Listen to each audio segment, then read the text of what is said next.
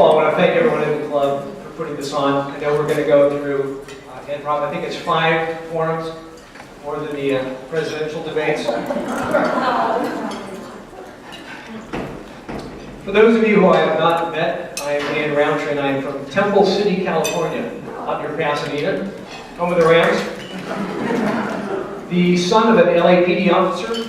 My mom was a secretary. My parents taught me at a very young age to figure out, Dan, or they would say, Dan, how are you going to contribute to country? How are you going to contribute to community? They led by example. They were involved in the community, like many of you. So it was very easy for me to fall into that path.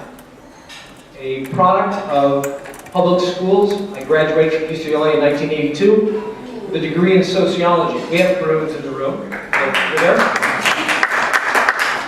At UCLA, I ran what was called the UCLA Government Internship Program, and my job there was to place UCLA interns in congressional and senatorial offices in Washington, D.C. In 1982, I worked for Barry Goldwater Jr. in Washington, D.C. So you can see I've had some good Republican training. I learned from Barry the realities of government firsthand, and it was this experience that led me to this path. It was also at that time where I caught what we called the Potomac fever, where the national news is the local news and the local news is the national news.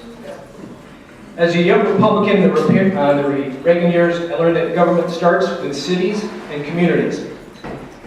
But at that point, I had to make a choice, and the choice I made was family first. I knew I wouldn't cry. I married my best friend, Lori. Love you. Lori's a graduate of Tufts University and with a specialty in hand rehabilitation. She's the owner of Hand Rehabilitation Specialist in Thousand Oaks. With her and her partner Heidi, the clinic started here in Thousand Oaks in 1977. Lori and Heidi have owned it for 13 years, and she and Heidi employ 18 people here locally. My son Brandon and Kendall are products of Conejo Schools, actually born at Los Robles Hospital, and they both graduated from Westlake just a few years ago.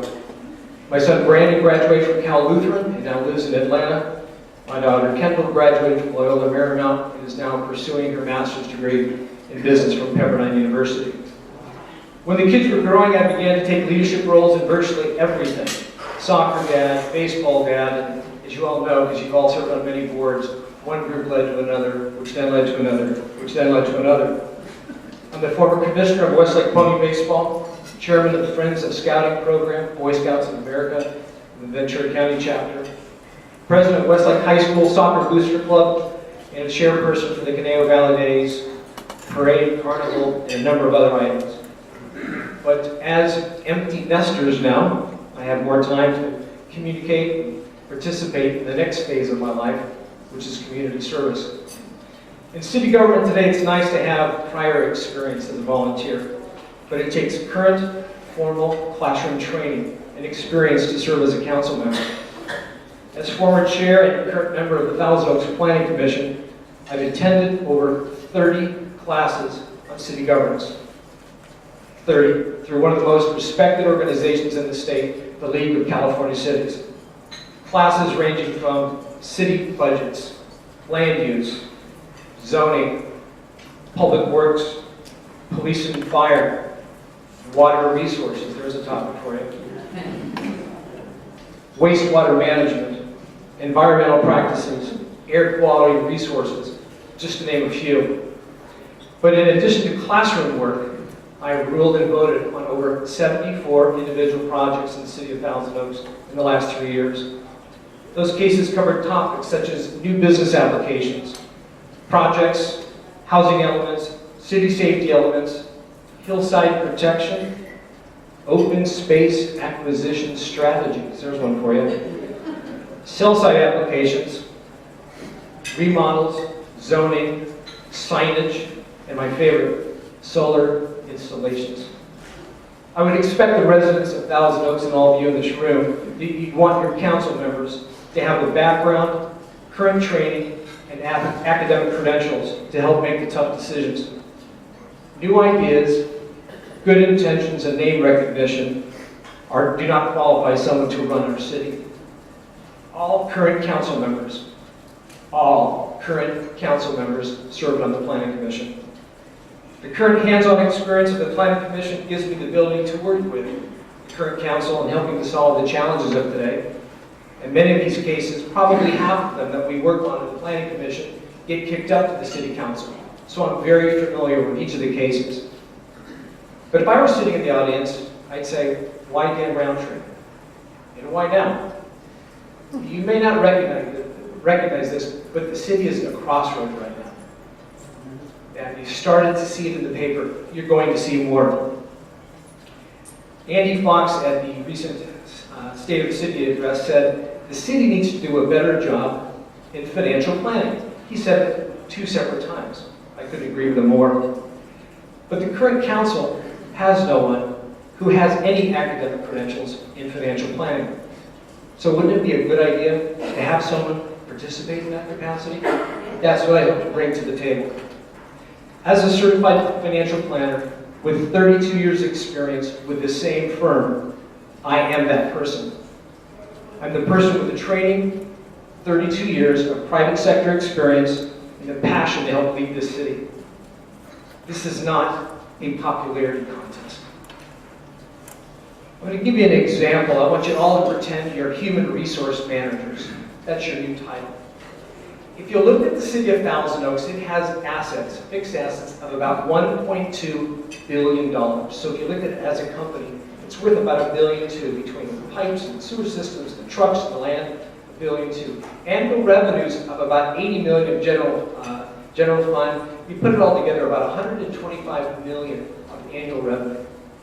If you were human resources managers, wouldn't you want someone that had the training, experience, academic credentials to make those tough decisions? You'd say, of course. Of course you would. As a council member, I'm going to focus on 5 things.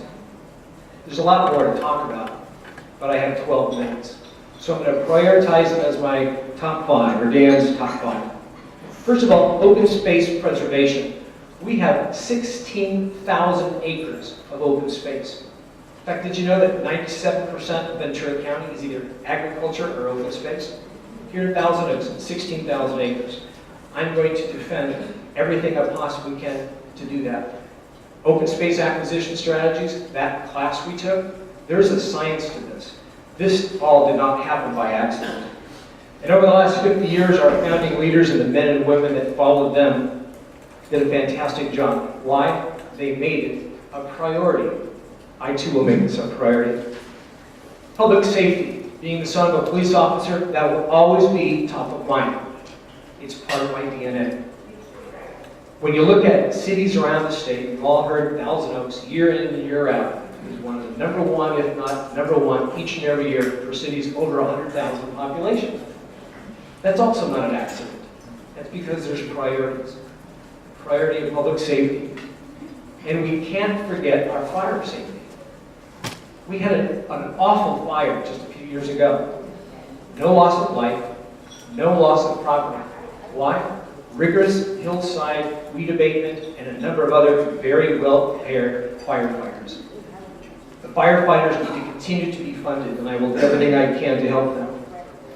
Prudent financial management is point number 3. This is right in my wheelhouse. We will not spend more money than we bring in. But I'll also tell you that the City of Thousand Oaks and the staff have done a fantastic job balancing the budget in the most recent recession. They made a very unpopular decision, along with staff, to eliminate 107 jobs. Very, very difficult to do. But they did what they needed to do to stay within the budget. Number 4, senior citizens. The City of Thousand Oaks and the private sector, I think, have done a good job in creating many programs for seniors.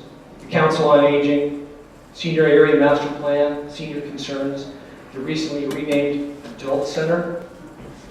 But with the aging of Americans, roughly 12,000 people are turning age 65 each and every day. Demographics show our city is older than the average city. What are we going to do when all of us, and I'm 55, what are we going to do 20 years from now? Well, I can tell you right now what's happening is there aren't enough options for seniors. So what they're doing, they're moving to Camarillo, they're moving to Simi Valley, they're moving to Morport. Why? Those cities have taken the challenge that we're going to provide more options for our seniors. And in this most recent 2064 visioning project, at the very end, the staff put together a list of the top 10 things that they all participated with over the past 6 months. And of that top 10, there wasn't one mention of the word senior. How could we do that? How could we do that to the people who built this city? So if you're not 75 and 80 and so forth, what about you if you're 55 going forward? There is a freight train coming down the track, and we have to adjust. We have no choice. But right now, there isn't enough for seniors. Last but not least, what the paper has quoted me by saying is the 800-pound gorilla in the room, and that's the Val's Mills Boulevard specific plan. It is the law. It has been passed by City Council. But if you've ever had an investment prospectus, which is about this thick, right, Frank, about this thick? How many of those investments actually turned out the way they were supposed to? We're now in implementation phase. And what I'm trying to do is to get citizens to participate in what it looks like. Not just allow our developers to build it the way it's going to be. As parents, we take a great deal of time to teach our kids, get good grades, study hard, and yes, honey, make good decisions. The best decision you can make for yourself in the city is on June 2nd, is to elect Dan Roundtree your next city councilman.